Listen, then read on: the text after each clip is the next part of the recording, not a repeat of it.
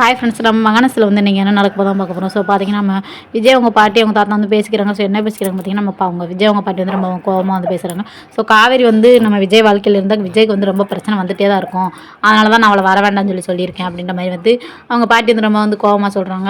சொன்னோன்னு பார்த்தீங்கன்னா, இங்கிட்ட வந்து குமரன் விஜய் வந்து சந்திச்சு பேசிக்கிறாங்க. ஸோ என்ன பேசிக்கிறாங்க அப்படின்னு பார்த்தீங்கன்னா, பசுபதி வந்து இப்போ தான் எங்கள் வீட்டுக்கு வந்து ரொம்ப வந்து கலவரம் பண்ணி எங்கள் தாத்தா அவங்க பாட்டியெல்லாம் வந்து பயன்படுத்திட்டு இது மாதிரி சொல்லிட்டு போனான் அப்படின்ற மாதிரி வந்து நம்ம விஜய் வந்து சொல்லுவார்.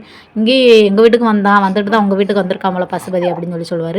ஸோ நீங்கள் காவேரி எதுவும் வெறுத்துறாதீங்க, காவேரிக்கு இப்போ உள்ள சுச்சுவேஷன் வந்து சரியில்லை அப்படின்ற மாதிரி வந்து சொல்லுவாங்க குமரன்.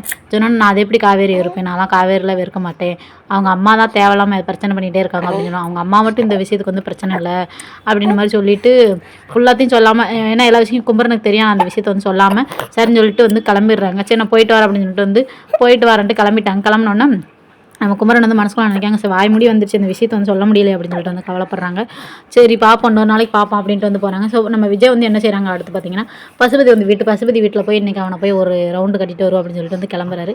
கிளம்பு வணக்கம் பாஸ் அப்படின்னு சொல்லிட்டு வந்து நம்ம விஜய் வந்து உள்ளக்க போயிட்டு நம்ம பசுபதி வந்து பயங்கரமாக திட்டுறாரு. காவேரிக்கு உன்னையால் ஏதாவது பிரச்சனை வச்சுன்னா உனக்கு கொன்னே போட்டுருன்னு சொல்லிட்டு சண்டை ஓட்டு அடிக்கிறாரு. நம்ம ராகினி எப்பயும் போல் வந்து சண்டைக்கு போகிறாங்க. சண்டை பண்ணால் ராகினி அடிக்க போனோன்னா பசுபதி வந்து ஏன் பொண்ணுக்குள்ள அடிக்க வர அப்படின்னு சொல்லி கேட்குறாங்க.